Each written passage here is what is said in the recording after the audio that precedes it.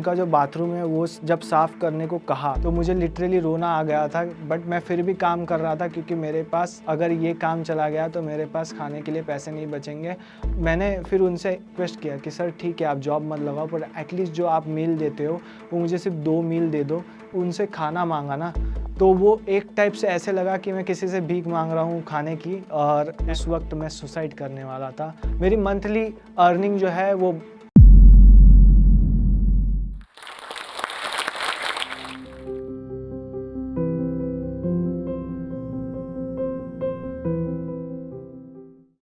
पैसा सब कुछ नहीं होता, ये बात बकवास है अगर आपके पास खाने के लिए पैसे नहीं है। पैसा सब कुछ नहीं होता, ये बात बकवास है अगर आपकी फैमिली को इलाज करने के लिए आपके पास पैसे नहीं है। एक कहानी मेरी भी ऐसी है। एक 17 साल का लड़का जिसके पापा 1 लाख रुपए दिन का कमाते हो, उसे रास्तों पे दर दर भटक के खाना मांगना पड़े, काम मांगना पड़े, तब समझ आता है कि पैसा ही आपकी सच्ची औकात बताता है। हेलो, मेरा नाम प्रशांत है, जिसको गुरु के नाम से भी जानते हैं। तो मैं एक छोटी सी फैमिली से बिलोंग करता हूँ। हम सूरत में एक छोटे से कमरे के अंदर रहा करते थे, और मेरे डैड जो है हमारा घर का खर्चा चलाने के लिए हमारे ही स्कूल के अंदर बस ड्राइवर का काम किया करते थे। दोपहर को मेरे डैड रिक्शा चलाते थे और शाम को मेरे डैड पिज़्ज़ा डिलीवरी का काम करते थे। हमारी हालत इतनी ख़राब थी कि मेरे डैड के पास चप्पल पहनने के लिए भी नहीं हुआ करते थे। वहाँ से हमने शुरुआत किया था। उसके बाद मेरे पापा नेटवर्क मार्केटिंग में आए। पापा नेटवर्क मार्केटिंग से इंट्रोड्यूस होने के बाद हमारी कंडीशन जो है वो धीरे धीरे धीरे करके सुधरने लगी। तो नेटवर्क मार्केटिंग की जो कंपनीज़ है वो 3 महीने चलती है, उसके बाद 6-7 महीने बंद हो जाती है और फिर से नई कंपनी ढूँढनी पड़ती है, और फिर 3 महीने चलती है। तो जो 3 महीने में जो भी पैसे बनते थे, उसी के ऊपर ओवरऑल जो पूरा घर है वो चलता था। तो हमें जब बिज़नेस ग्रो हो रहे थे पापा के, तो हमारे जो खर्चे हैं वो भी बढ़ रहे थे। हम जो भी माँगते थे पापा से, हम जब भी चीज़ें देखते थे वो हम तुरंत पापा से माँगते थे, और पापा से एक्सपेक्ट करते थे कि वो हमारी चीज़ें पूरी हो जाए। और मेरे डैड जो है वो खुद के लिए कुछ भी नहीं खरीदते थे, पर हमारे लिए वो सारी चीज़ें पूरी किया करते थे, ताकि हमें कुछ भी कभी भी कम ना पड़े। तो जब मैं उस वक़्त जब हमें सारी चीज़ें मिल रही थी, तब मेरा इंटरेस्ट जागा फ़िटनेस फ़ील्ड के अंदर।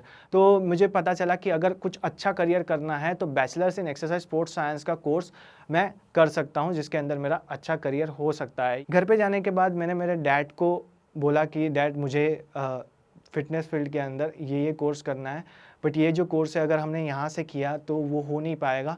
मैं चाहता हूँ कि मैं इसे बाहर से करूँ, और अगर मैंने बाहर से कर लिया तो अच्छा मैं आगे ग्रो कर सकता हूँ। तो फिर मेरे डैड ने मुझे हाँ बोल दिया उस वक़्त, तो हम सारी तैयारी में लग गए थे, और उसी वक़्त 6 महीने पहले ही वो कंपनी जो है वो बंद हो गई। उस कंपनी के अंदर मेरे डैड की earning 1 lakh rupees a day थी, जो कि सिर्फ़ और सिर्फ 12 डेज़ तक चली थी। जो लोग पापा के नीचे थे उन्होंने जॉइन किया तो वो सीधा घर के बाहर आ जाते थे। डोर पे 15-20 लड़के खड़े हैं, और वो लोग बोल रहे हैं कि आपके डैड कहाँ पे है? अगर वो आज हमारे पास नहीं आते हैं और पैसे नहीं देते हैं तो ऐसा कर देंगे, वैसा कर देंगे, और बहुत अलग-अलग टाइप की धमकियाँ देते थे। तो लोग डायरेक्टली जो नई कार बाहर खड़ी थी, उसके पास आके बोलते थे कि ये कार हम अभी यहाँ से उठा के लेके जाएँगे, और इसी से जो हमारा पैसा बचा हुआ है हम कंप्लीट करेंगे। मुझे लगता था कि अब ये सस्टेन कर पाएगा, अभी मुझे लंदन भी जाना है इसके आगे। पापा मुझे कहते थे कि कोई टेंशन मत ले, मैं हूँ, मैं सब सँभाल लूँगा। तो फिर मैंने कहा ठीक है मैं कर लूँगा। मैं घर से 50,000 रुपए लेके निकला, और 50,000 रुपीज़ मैं वहाँ पे जाने के 7 डेज़ के अंदर सारे पैसे ख़त्म हो गए। 50,000 ख़त्म हुए, मुझे इतना कुछ फ़ील नहीं हुआ, बट घर में जब 1 महीना गुज़र गया, 1 महीना गुज़रने के बाद पापा ने मुझे कॉल किया। जब तक मुझे जॉब मिली भी नहीं थी, मैं सर्च कर रहा था, पापा ने मुझे कॉल किया और पापा ने मुझे कहा कि गुरु, अब घर का खर्चा जो है वो बहुत ज़्यादा हो चुका है और मेरी कोई भी इनकम नहीं है, तो मैं तुझे पैसे नहीं दे पाऊँगा। प्लीज़ तू अब कुछ तो भी जॉब ढूँढ ले, और जॉब ढूँढ के जल्दी से जल्दी वहाँ पे अपने खर्चे चलाने लग जा, क्योंकि और ज़्यादा दिन तक हम इस तरीके से सस्टेन नहीं कर पाएँगे। तो फिर डैड ने जैसे ही मुझे वो बोला, मैं जल्दी से सीवीज़ बनाने लगा। उस वक़्त पार्ट टाइम जॉब मिलना बहुत मुश्किल था, तो मैंने जितना हो सके उतना सर्च किया सारी जगह पे। मुझे जब भी जाता था तब वो लोग कहते थे कि आपको 3 दिन काम करना पड़ेगा, 3 दिन के आपको पैसे नहीं दिए जाएँगे।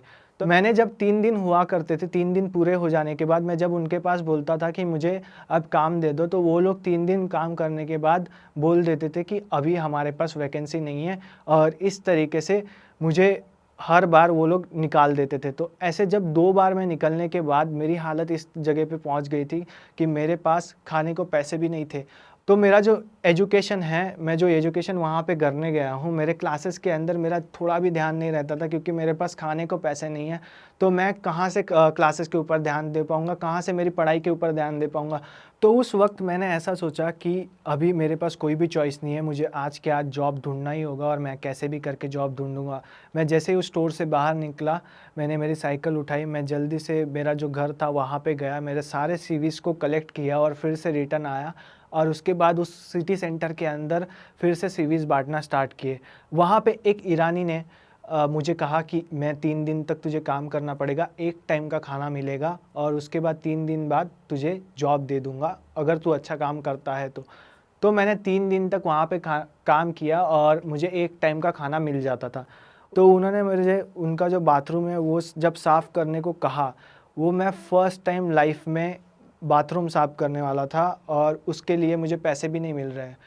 तो जब उन्होंने कहा कि इस तरीके से इसे धोना है, इस तरीके से इस बाथरूम को साफ़ करना है, तो मुझे लिटरली रोना आ गया था। बट मैं फिर भी काम कर रहा था क्योंकि मेरे पास अगर ये काम चला गया तो मेरे पास खाने के लिए पैसे नहीं बचेंगे और मेरी हालत बहुत ख़राब हो जाएगी और मैं घर से पैसे भी नहीं माँग सकता हूँ क्योंकि डैड ने कहा है कि उनकी हालत बहुत ख़राब है और वहाँ का खर्चा जो है वो बहुत महँगा पड़ रहा था। उसके बाद जब मैं उनके पास गया कि सर अभी कल से मैं मेरा जॉब स्टार्ट कर दूँ क्या? तो उन्होंने मुझे कहा कि तू कल से जॉब स्टार्ट नहीं कर सकता है, हम तुझे जॉब पे नहीं रख रहे हैं। तो जब उन्होंने ऐसा कहा तो मुझे बहुत बुरा लगा। मैंने फिर उनसे कहा कि मैंने रिक्वेस्ट किया कि सर ठीक है आप जॉब मत लगाओ पर एटलीस्ट जो आप मील देते हो वो मुझे सिर्फ़ 2 मील दे दो, जिससे कि मेरा आज का और कल सुबह का खर्चा जो मतलब खाने का जो है वो चल जाए। जब मैंने उनसे खाना माँगा ना, तो वो एक टाइप से ऐसे लगा कि मैं किसी से भीख माँग रहा हूँ खाने की और ऐसा मैंने आज तक कभी किया नहीं था। मैंने कभी ऐसा सोचा नहीं था कि मेरी हालत ऐसी हो जाएगी कि मुझे खाने के लिए किसी से भीख माँगनी पड़ेगी और वो खाना माँगना पड़ेगा। जब वो खाना लिया उसके बाद मैं बाहर गया, मुझे बहुत रोना आया, मैंने जैसे-तैसे वो खाना खाया और खाने के बाद मुझे 2-3 दिन बाद उस लेडी का कॉल आया जिसके यहाँ पे मैं पहले जॉब कर रहा था, उसके यहाँ पे एक बंदे ने जॉब छोड़ दी थी, तो उन्होंने मुझे फिर वहाँ पे जॉब पे लगाया। तो उस वक़्त मैं जॉब के साथ-साथ मैं और भी चीज़ें ढूँढ रहा था जिससे कि मैं पैसे कमा सकूँ। तो उस वक़्त मैंने देखा कि मेरा जो दोस्त है, वो जब हम जॉब पे जा रहे थे, वो एक ऐप के अंदर स्क्रॉल कर रहा था जहाँ पे कैंडल्स दिख रही थी बहुत सारी। तो मैंने उससे क्यूरियस होके पूछा कि यार ये क्या है? ये तू क्या कर रहा है? तो उसने मुझे कहा कि मैं स्टॉक मार्केट में ट्रेड कर रहा हूँ। तो जब उसने स्टॉक मार्केट में ट्रेड कर रहा हूँ ये कहा तो मुझे बहुत अच्छा लगा कि यार ये स्टॉक मार्केट में ट्रेड कर रहा है। तो मैंने सोचा कि भाई तू कितना कमाता है? क्या है? कुछ कमाई होती है और क्या मैं इसे कर सकता हूँ? मुझे सिखाएगा? तो मैंने इस तरीके से क्यूरियस होके पूछा। तो उसने मुझे कहा कि बर्गर किंग का अभी आईपीओ लॉन्च होने वाला है, तू उसके अंदर कुछ शेयर्स ले सकता है। तो फिर मैंने जल्दी से मेरे डैड को फ़ोन किया। मेरे डैड को कहा कि डैड आप बर्गर किंग का आईपीओ खरीद लो, बर्गर किंग के जब शेयर्स है वो खरीद लो, वो आगे चल के बढ़ने वाले हैं। मैं कुछ पैसे आपको भेजता हूँ यहाँ से काम करके 15-20 हज़ार रुपये, जब बढ़ेगा उसमें से आप पैसे निकाल लेना और उससे थोड़ा बहुत घर में दे देना। तो मैं वो देते रहता था और मेरा वो स्टॉक्स पे से ध्यान हट गया और मैं जो है मेरा काम करने लगा क्योंकि मुझे दिन भर काम करना होता था, उसके बाद कॉलेज करना होता था और ये सारी चीज़ें करनी होती थी। लॉकडाउन लगा था और उस वजह से सारी दुकानें फिर से बंद हो गई और फिर से सारे काम जो है ठप पड़ गए और हम मेरे पास अभी काम करने के लिए और सारा खर्चा पूरा करने के लिए पैसे नहीं थे। तो मैं फिर उस वक़्त के लिए घर पे गया। घर पे जैसे ही मैं गया तो मैंने देखा कि मेरे डैड और वो एक ऐप के अंदर मेरा भाई जो है वो ऐसे स्क्रॉल कर रहा था और उसके ऊपर कुछ 50,000 माइनस रेड में दिख रहा था। तो मैंने उसे पूछा कि ये तू क्या कर रहा है? तो उसने कहा कि डैड ने ऑप्शन बाय किया है। तो मुझे ऑप्शन बाय वगैरह कुछ पता नहीं था। डैड ने बैंक निफ्टी बाय करके रखा था और उसके अंदर डैड को 50,000 का लॉस चल रहा था। और ऐसे 1-2 पोजीशन नहीं थे, 3-4 पोजीशन पड़े थे जिसके अंदर 50,000 का एक के अंदर लॉस, एक के अंदर 45,000 का लॉस। तो मैंने मेरे डैड को पूछा कि ये सब क्या चल रहा है? तो मेरे डैड ने मुझे कहा कि जिस दिन तूने बर्गर किंग का आईपीओ मुझे बाय करने को कहा था, मैंने थोड़ा बहुत सर्च किया और मैंने ऑप्शन बाइंग के बारे में जाना और उस दिन मैंने फर्स्ट टाइम ऑप्शन बाय किया, 1000 रुपीज़ से 10,000 रुपीज़ हो गए। और मैंने ऐसा सोचा कि यार 1 लाख रुपए मैं कहीं से लाता हूँ, उससे 10 लाख हो जाएँगे और मैं गुरु की जो फ़ीस है वो भर दूँगा। तो मैंने मेरे डैड को कहा कि ये जो सारी पोज़ीशंस है वो आप एग्ज़िट कर दो। ये जो आपने लॉस लिया है इसमें से कुछ अमाउंट अभी भी बचा है अकाउंट के अंदर, एटलीस्ट वो रहने दो। पापा सुन ही नहीं रहे थे, पापा सोच रहे थे कि ये बढ़ेगा। अगर कोई भी चीज़ आपको करनी है तो एटलीस्ट सीख के करो, एटलीस्ट एक स्टेप आप आगे रहोगे। फिर मेरे डैड ने कहा कि ठीक है, तू सीखेगा क्या? मैंने कहा हाँ मैं सीखूंगा, मैंने ही आपको कहा था आईपीओ लेने का, तो मैं सीखूंगा। मैंने फिर एक कोर्स बाय किया। उस कोर्स बाय करने के बाद मुझे उस कोर्स के अंदर सारे के सारे इंडिकेटर सिखाए गए। तो उस कोर्स के अंदर बहुत सारे भर भर के इंडिकेटर सिखाए गए और सारी चीज़ें सिखाई गई। मुझे बेसिक तो पता चल गया कि स्टॉक मार्केट के अंदर ऑप्शन बाइंग, ऑप्शन सेलिंग कैसे होता है, फ्यूचर्स वगैरह सब कुछ, कमोडिटी सब समझ आ गया। बट अभी भी मैं प्रॉफिटेबल नहीं हो रहा था। तो मैंने फिर यूट्यूब के ऊपर और सर्च आउट करने लगा। ये जो ओवरऑल कोर्स किया था उसका मुझे कोई भी बेनिफिट नहीं हुआ। उस कोर्स के अंदर सिर्फ मैं कमोडिटीज़ के बारे में जान पाया। कमोडिटीज़ में मैंने सिल्वर के अंदर ट्रेड करना स्टार्ट किया। सिल्वर के ऊपर मैं डाइवर्जेंस में ट्रेड करता था, तो एक जो मंथ था उसके अंदर मैं अच्छा खासा प्रॉफिट में रहा, क्योंकि वो मंथ जो है ओवरऑल साइडवेज सिल्वर चल रहा था, उस वजह से मैं प्रॉफिट में रहा। तो उसके अंदर जब मैंने प्रॉफिट बना लिया, उसके बाद घर वालों को लगने लगा कि मैं अच्छा इसके अंदर बन जाऊंगा, अच्छा इसके अंदर प्रॉफिटेबल बन जाऊंगा। बट कुछ महीनों बाद वो सिचुएशन भी ख़राब होने लगी, उसमें भी मैं प्रॉफिट नहीं कमाने लगा और हमारे घर की हालत जो है वो और ज़्यादा ख़राब होने लगी। तो इस वक्त मैंने डिसाइड किया कि मैं फिर से लंदन जाता हूँ, ओवरऑल वहाँ का खर्चा निकाल पाऊँ।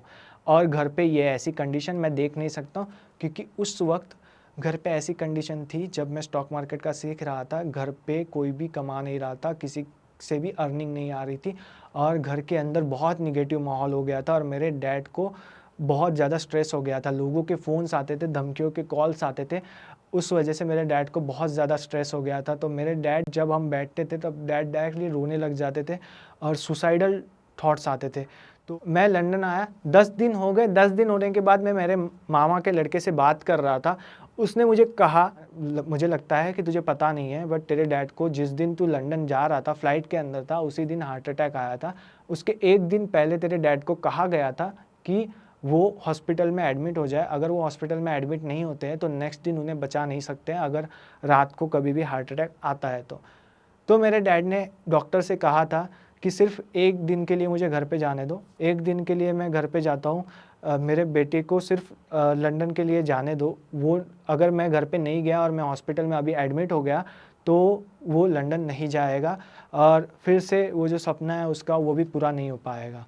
तो मेरा सपना पूरा करने के लिए डैड ने उनकी हेल्थ जो है वो स्टेक पे रखी। डॉक्टर उन्हें बार बार कह रहे थे कि आपको अभी के अभी एडमिट होना पड़ेगा, अगर नहीं होते हो और फिर से अगर आप, जब आपको अटैक आएगा उस वक्त आओगे तब हम बचा नहीं पाएंगे। तो फिर मेरे डैड ने उनकी नहीं सुनी और वो घर पे आ गए। मैं गया और उसी वक्त रात को डैड को अटैक आया। जब उनको अटैक आया, जब उनको हॉस्पिटल में ले जाया गया तो डॉक्टर ने कहा था कि इनको बचाने के चांसेस बहुत कम है और जैसे तैसे डॉक्टर ने उन्हें बचा लिया। और 10 दिन बाद, 10 दिन तक मेरे, उसके बाद भी डैड मेरे से बात कर रहे थे, मुझे ये सारी सिचुएशन पता ही नहीं है। और उस वक्त मैंने ऐसा डिसाइड किया कि नहीं, अभी आगे का जो करियर है मैं यहाँ पे नहीं कर सकता हूँ, क्योंकि मेरे घर की हालत बहुत ख़राब है। कुछ भी करूँगा, मैं कोई भी जॉब कर लूँगा, मैं धीरे धीरे ट्रेडिंग भी सीखते रहूँगा। मैंने दोस्तों को कहा कि घर का खर्चा जो है वो चलाऊँगा और मेरे डैड को हेल्प करूँगा। मैं वहाँ से रिटर्न आ गया। जब मैं वहाँ से रिटर्न आया, घर की हालत बहुत ज़्यादा ख़राब हो चुकी थी। डैड बहुत ज़्यादा डिप्रेशन में थे क्योंकि घर में कोई भी कुछ भी कमा नहीं रहा था। तो जब मैं घर पे आया, घर पे आने के बाद मैं हर दिन ट्रेडिंग का देखने लगा, सारे वीडियोस देखने लगा और ट्रेडिंग करना स्टार्ट किया। मेरे पास पैसे नहीं थे तो मैं पेपर ट्रेड कर रहा था और मैं सेंसिबल पे ऑप्शन सेलिंग करने लगा। पेपर ट्रेड में मुझे अच्छा ग्रोथ दिखने लगा। मैंने डिसाइड किया कि अभी अच्छा चांस है मेरे लिए, अगर मैं इस बार कुछ पैसे लाता हूँ और ट्रेडिंग करता हूँ तो मुझे अच्छा प्रॉफिट दिख सकता है, क्योंकि मैं बहुत टाइम से प्रैक्टिस कर रहा था। तो फिर जब पैसों की बारी आई, मुझे जब पैसे चाहिए थे तो मैंने मेरे दोस्त को कॉल किया। मैंने उसे कहा कि यार घर की सिचुएशन बहुत ख़राब है और मुझे कुछ पैसों की अर्जेंट नीड है। तो फिर मैंने उसे सच नहीं बताया कि मुझे ट्रेडिंग के लिए पैसे चाहिए थे। मैंने कहा कि मुझे घर में नीड है और मुझे घर के लिए पैसे चाहिए, प्लीज़ मुझे पैसे दे दे, मुझे 1 लाख रुपए की अर्जेंट नीड है।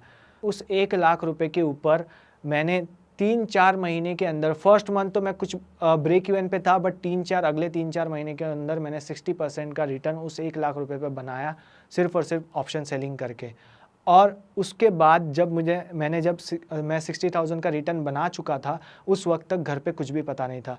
उसी दिन मेरे घर पे कुछ रिलेटिव्स आए, वो घर पे आके बोलने लगे, मेरे डैड को कहा कि तेरे बेटों से भी कुछ नहीं हो पाया और तेरे से भी कुछ नहीं हो पाया, तूने तेरे बेटे की एजुकेशन तक कंप्लीट नहीं कर पाया और तेरा बेटा जो है वो आवारा है और आवारा ही रहेगा, वो कभी भी कुछ नहीं कर पाएगा, वो 2 बार ड्रॉप आउट है, इन फ्यूचर उसका बर्बाद है और तेरी फैमिली भी बर्बाद हो जाएगी। एक दिन मेरे डैड ने रात को रोते हुए मुझे कहा कि गुरु, मैं बहुत डिप्रेस हो चुका हूँ, इसके आगे का मुझे नहीं पता कि किस तरीके से होगा और ऐसे जो MLM कंपनीज़ हैं वो मैं आगे नहीं कर सकता और मैं जिस तरीके से पहले रहता था, जिस चौड़ में मैं पहले रहा करता था, आज नहीं चल पा रहा हूँ। प्लीज़ कुछ ऐसा कर दे कि मैं फिर से वो सीना चौड़ा करके चल पाऊँ। फिर मैंने उस दिन डिसाइड किया कि मैं अब मेरे डैड को बताता हूँ कि मैंने जो ओवरऑल ऑप्शन सेलिंग के अंदर क्या किया है। मैंने उस दिन मेरे डैड को कहा कि डैड, मैं इस अमाउंट के ऊपर ट्रेड कर रहा था इस वक्त तक और मैंने इसके ऊपर ट्रेड करके 60,000 तक का रिटर्न बनाया है। आगे आप बताओ कि कुछ हम आगे कर सकते हैं क्या। फिर मेरे डैड ने उनका जो नेटवर्क मार्केटिंग का जो पहले का जो लोग थे जुड़े हुए, जो बहुत पुराने थे, उनको धीरे धीरे करके कांटेक्ट करना स्टार्ट किया। तो मेरे डैड ने सबसे कुछ ना कुछ अमाउंट लिया और उसके ऊपर फिर मैं ट्रेड करने लगा। उनको कहा था कि हमें घर के अंदर लगने वाले हैं, हमारा घर का कंडीशन में, उसी अमाउंट पे मैं ट्रेड करके मैंने उस अमाउंट के ऊपर खुद का कैपिटल बनाया। खुद का कैपिटल बनाने के बाद मैंने वो जो अमाउंट है वो सारा उन लोगों को रिटर्न कर दिया और आज मैं मेरी फैमिली को, पूरा फैमिली को मैं खुद संभालता हूँ। मेरे डैड को अभी कोई भी दूसरा काम नहीं करने देता क्योंकि मेरे डैड नहीं चाहते थे कि वो फिर से MLM करे और मेरा डैड दूसरा कोई काम नहीं कर सकते। तो मैं सिर्फ़ और सिर्फ मेरे डैड को संभालने के लिए आज मैं मेरी ओवरऑल पूरी फैमिली में खुद संभालता हूँ। मेरी मंथली अर्निंग जो है वो हर मंथ में 2 लाख रुपए कमाता हूँ, जिससे कि कुछ मैं हफ्ते भर देता हूँ और बाकी का सारा खर्चा चलता है। मेरे डैड आज बहुत खुश है और वो गर्व से सीना चौड़ा करके चल सकते हैं और जिन लोगों ने मेरे डैड को कहा था कि उनका बेटा कुछ नहीं कर सकता है, वो आज हर महीने 2 लाख रुपए कमाता है और मेरा पूरा का पूरा घर जो है वो ट्रेडिंग के दम पर चलता है। ओवरऑल मैं जो भी कमाता हूँ वो ऑप्शन सेलिंग से कमाता हूँ, ट्रेडिंग करके कमाता हूँ। एक मोमेंट ऐसा भी था मेरे लाइफ के अंदर कि उस वक्त रातें मेरी ठीक से कटती नहीं थी, मैं पूरा डिप्रेशन में रहता था। मैं उस वक्त सोचता था कि मेरा फ्यूचर क्या होगा, मेरा करियर क्या हो भी पाएगा कि नहीं।